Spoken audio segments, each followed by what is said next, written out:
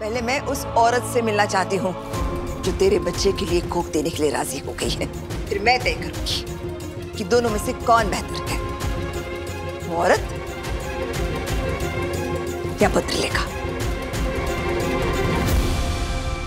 किस हक से आप उससे मिलना चाहती हैं? ना बच्चे की होने वाली माँ है और ना ही डॉक्टर।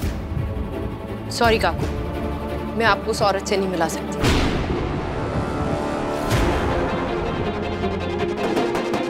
सही, तुम बड़ी मामी को ऐसे उल्टे सीधे जवाब क्यों दे रही हो?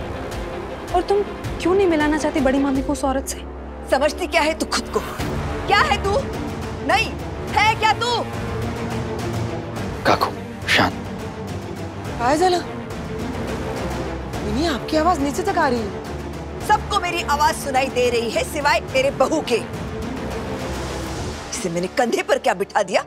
ये तो मेरे सर पर बैठकर नाचने लगी है।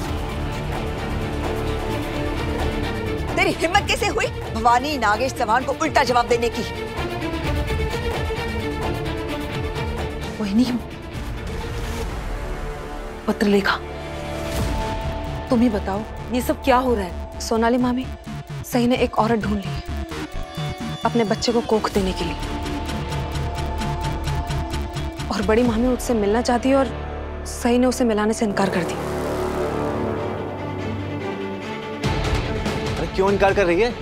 पहले कोई मुझे ये बताएगा कि मेरे इनकार करने पर कि पाखी दीदी मेरे बच्चे को अपनी कोख नहीं देंगी, तो फिर ये डॉक्टर के पास क्यों अपनी जांच कराने गई कि मेडिकली फिट है कि नहीं? वो मेरे पति से मिलने उनके ऑफिस क्यों गई? जहां पर मैं पहुंची तो मैंने देखा कि ये उनका हाथ पकड़ी हुई थी और रो रही थी।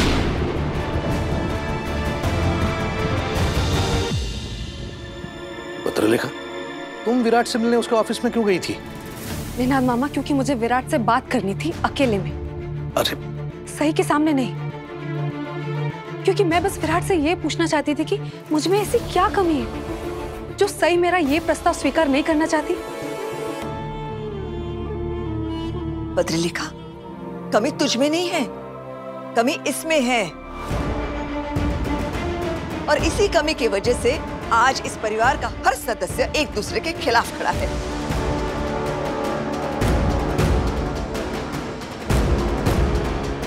तू कभी भी मेरी बात नहीं समझ सकती, क्योंकि तू कभी मां नहीं बन सकती। काकू,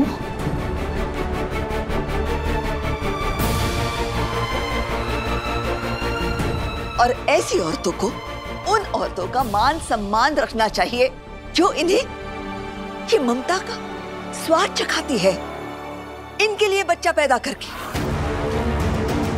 लेकिन ये सही इतनी नाशुक्री है कि पत्रलेखा के पीछे ही पड़ी रहती है। कभी कहती है ये मेडिकली योग्य नहीं है, कभी कहती है ये इसके पीठ पीछे विराट से मिलने गई। हाँ तो क्या झूठ कहा मैंने? मेरी दोनों बातें सच है। चुप! तू और तेरा सच। इस समस्या का समाधान पत्रलेखा ही है। घर की बात घर में रह जाएगी, किसी बाहर की औरत का एहसान नहीं लेना पड़ेगा हमें।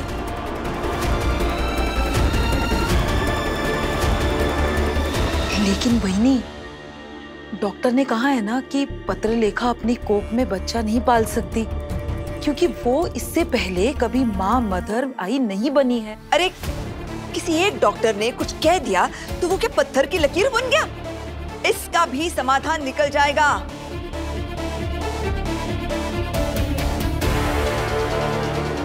पत्रलेखा निस्वार्थ होकर इस परिवार की मदद करना चाहती है। अरे हमें तो उसके एहसान मानने चाहिए।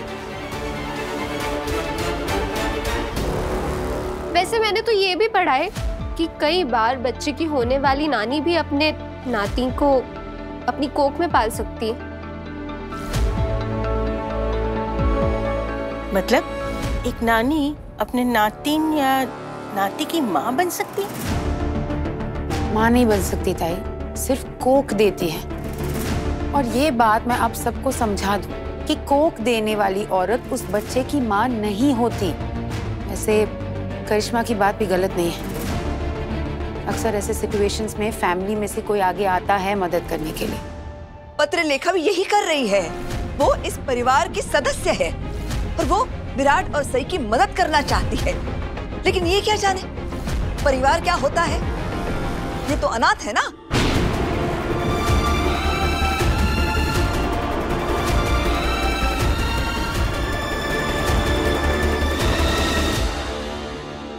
कहाँ की बात को आप कहाँ ले जा रही हैं काकू?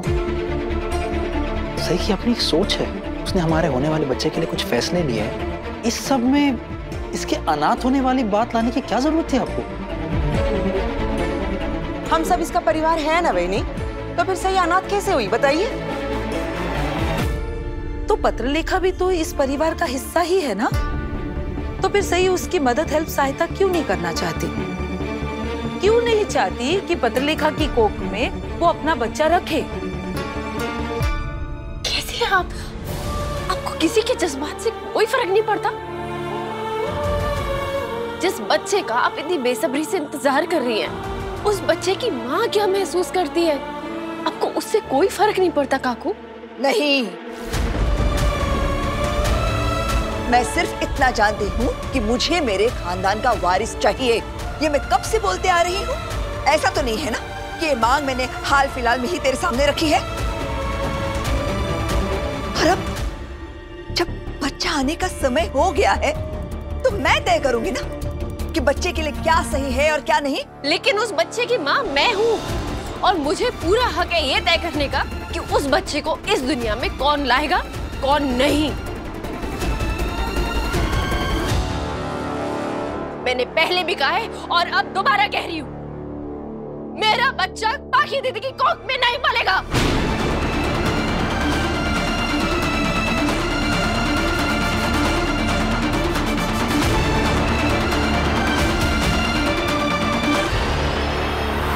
विराट, तूने तो दोनों पक्ष की बात सुनी है।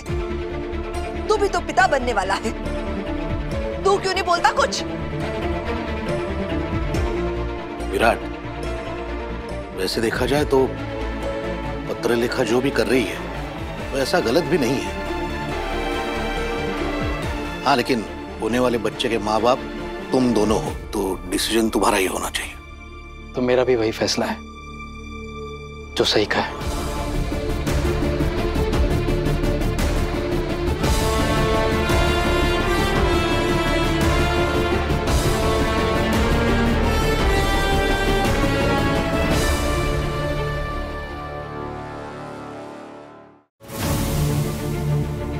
काकू,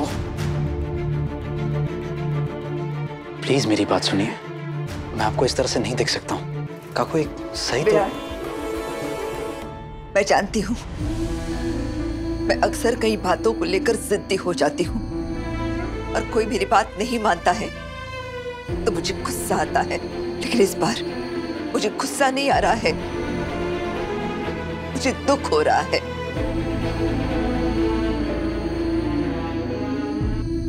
विराट, मैं तुझे जानती हूँ, बचपन से देखते आई हूँ। अपनी गोद में खिलाकर तुझे बड़ा किया है मैंने, और मुझे पता है कि तू भी इस बात को मानता है कि पत्रलेखा की कोख ही तेरे बच्चे के लिए सबसे सही है। कब काकू? फिर भी तू मना कर रहा है, सिर्फ और सिर्फ अपनी पत्नी की वजह से। विराट, तूने फिर एक बार अपनी पत्नी के फैसले को इस परिवार के फैसले से ऊपर रखा है, और इसी बात का मुझे सबसे ज्यादा अफसोस होता है। ये समझते हुए भी कि मैं और पत्रलेखा सही है, तो फिर भी एक ऐसी अनजान औरत को चुन रहा है जिसके बारे में तो कुछ जानता भी नहीं है। वो कौन है, क्या करती है, किस परिवार से है, वो तेरे बच्चे का ख्याल ठीक से रख पाएगी या नहीं, कुछ नहीं जानता है तू इसके बारे में। ऐसी अनजान औरत पर अपने परिवार के सदस्य से ज्यादा भरोसा कर रहा है। तुम लोग उस पर शक कर रहे हो जो अपने परिवार की खुशी के लिए इतना बड़ा बलिदान देने के लिए तैयार है। मैं आपकी सारी बात समझता हूँ काकू, लेकिन काकू आपको भी तो समझना होगा ना। काकू, सही ने अपना बच्चा खोया है, और जब भी हमारा बच्चा होगा जैसे भी होगा वो आखिर होगा तो सही का ही ना।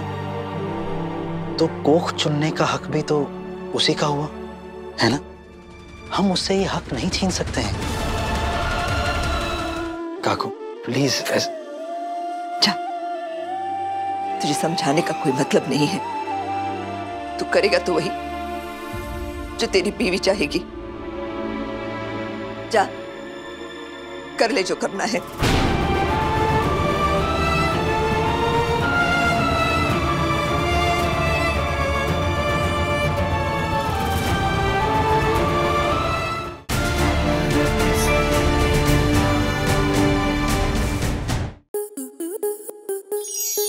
स्टार प्लस के ऐसे ही और बेहतरीन लम्हे देखने के लिए सब्सक्राइब करें हमारे YouTube चैनल को।